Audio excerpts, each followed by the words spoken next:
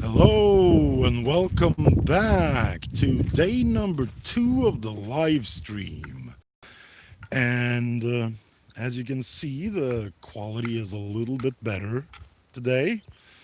Um, I think I've managed to solve it quite handsomely, in fact.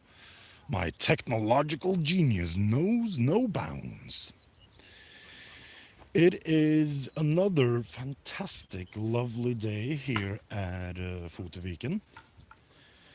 And what we're gonna do today is that we're gonna check out when the summer workers are having their training. And let's see if we can change the angle here. Here we go. And as you can see, they're fighting with sticks.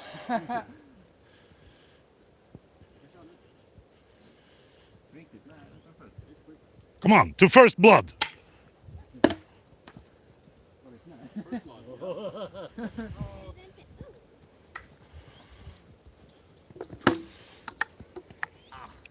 So they do this every day at 2 o'clock. And they get to train. Hello, Gustavo. Greetings from Sweden.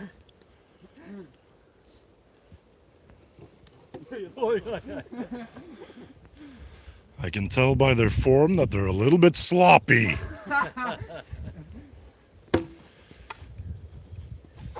Now, the way that reenactment fighting works, it depends on if they're fighting Western style or Eastern style.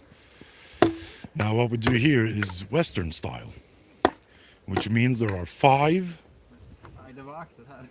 hits that you're allowed to do. 4 diagonals and 1 thrust. By doing that, you know that you have 5 waves to block.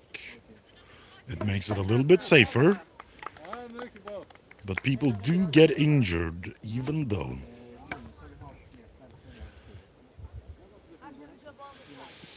Yeah, now they're gonna fight children.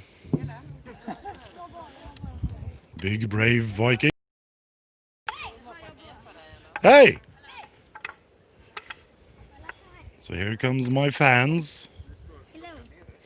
Hey Dennis, you're live on YouTube.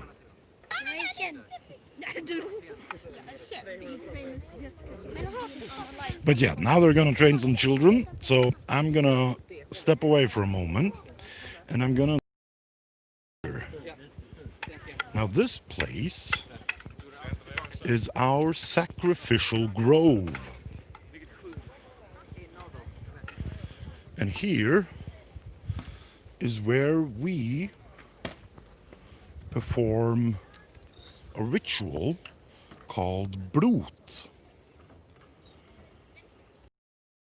Sacrificial ritual.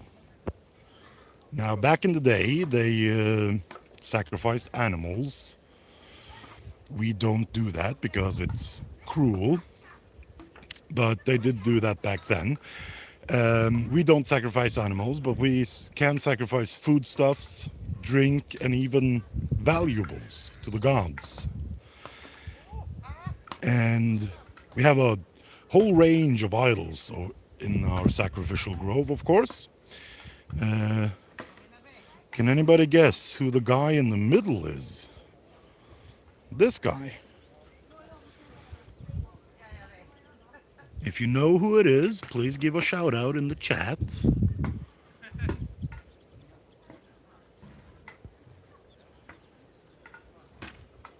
Nobody knows? Well, a hint is that he has 1 good eye and 1 bad eye. He is, of course, Odin. You are quite correct, Gustavo. It is Odin, the all-seeing, all-knowing All-Father, King of the gods. He sacrificed his eye in order to drink from the well of knowledge. And then, of course, he has his 2 ravens, Hugin and Munin, which means memory and thought. And they flew all over the world, listened to everything people were talking about, and then they flew home and told everything to Odin. Now, some people claim that this makes Odin the world's first spy. I, however, claim that it only makes him a big old gossip.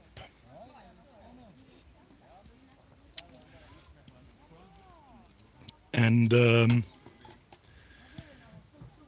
but yeah, he's the king of the gods, the All-Father. And of course, he has the center place in our pantheon of gods here. Now, on the other side of Odin, we have a very, very well-known figure. Now, it might be hard to tell, but he is holding a hammer. So, can anybody guess who that is? Which god is always depicted with a hammer? Anybody know?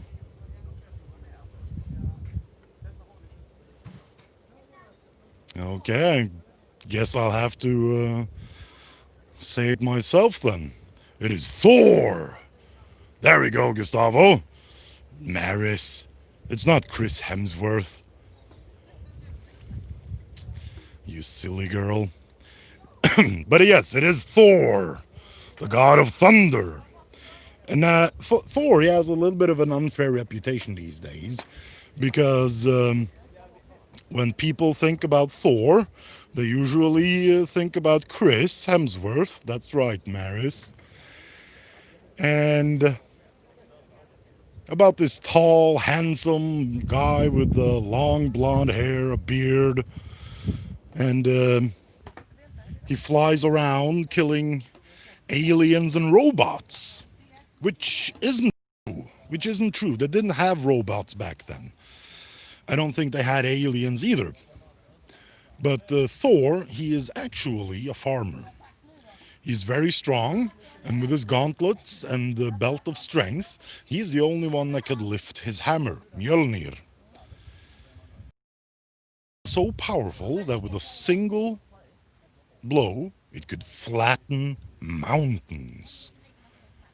And when he threw it away, it always returned to his hand. And then, of course, it could shoot lightning, which is why he's the god of thunder. But thunder, you say? You said the hammer shot lightning. That's not. Because you see, Thor, he flew around in a big cart, drawn by two monstrous goats. And the wagon wheels, they rumbled and made so much noise that we humans thought it was thunder, which is why he's the god of thunder. But yeah, I'm not sure if I'm going to show you this next god, because he is a little bit obscene. However, he is a very, very important god. Let's see if we can just quickly show you what I mean. Now, keep your eyes peeled because I'm only going to show this once.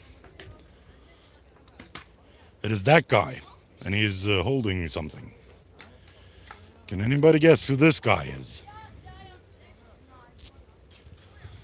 He's very, very important in the day-to-day life. Nobody can guess who it is? He's part of the other tribe of gods. He's not an Asir, he's a Vanir.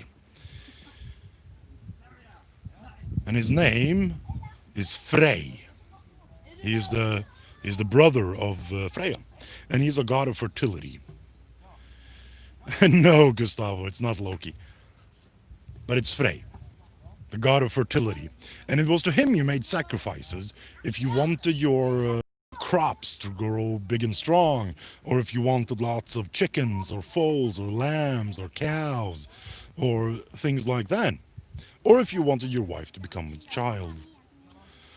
So in a day-to-day life, Frey was very, very important for the Vikings. Now I can see that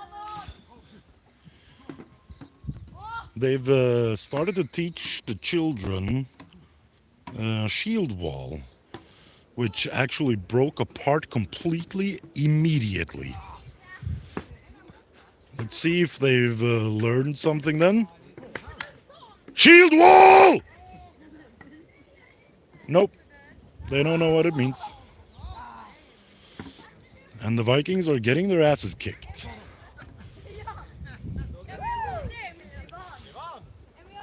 Even though he's wearing a chainmail, he got defeated. Now, I'm gonna quickly talk about the buildings you see here. These are not Viking buildings. They are more modernly built. They're still quite ramshackle, of course. They've seen little use, but it is what we call the experimental workshop. This is the area where the museum performs experimental archaeology.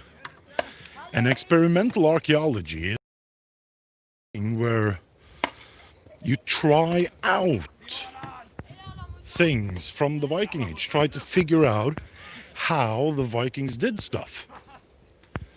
And sometimes that means that you actually start with modern tools, with modern techniques, only to see if you can the result.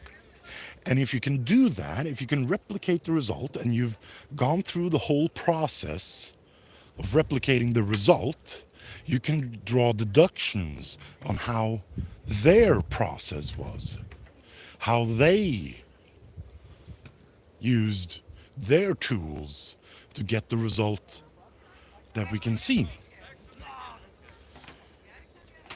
So this is what we do here. And we're gonna go strolling back into the village again before I say goodbye today.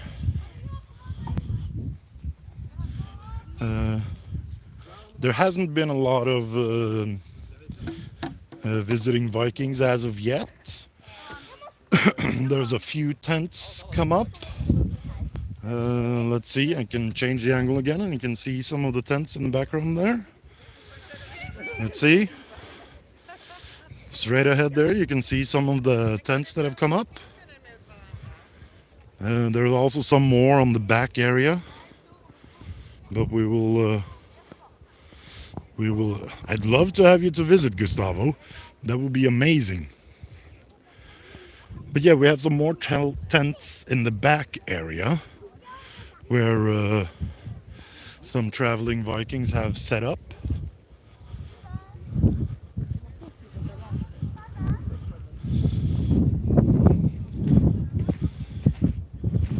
And I'm going to show you those another day. As we get closer and closer to the weekend, more and more Vikings are coming. However, there's going to be a lot less visiting Vikings this year.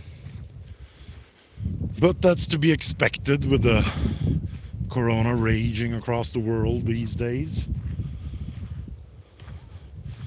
And here we see some of the summer workers and volunteer. The one in the middle I trained personally. Of course I did. No, you're a liar. I trained them to lie as well.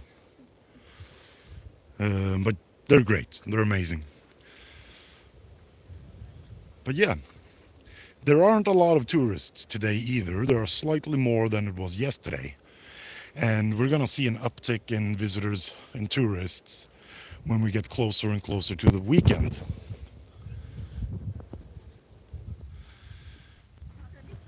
But yeah, that was my short little live stream from today.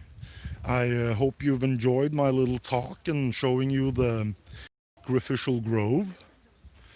And as always, thank you for listening.